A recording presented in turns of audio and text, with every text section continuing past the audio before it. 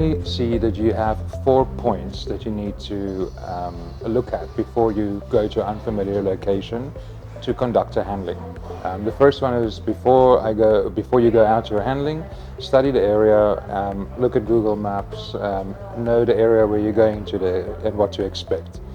The second point is when you arrive in an unfamiliar location, meet with the ground handler, sit down, go through all the expected operational points that's already been discussed between operations and the ground handler.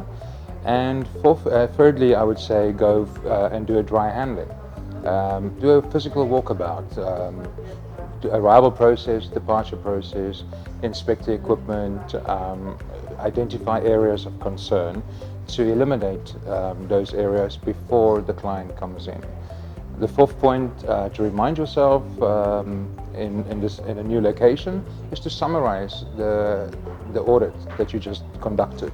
Write down points, do a run sheet, a sequence of events, and this document, share it with your operations and possibly with the client so that they know before they land in that location what to expect.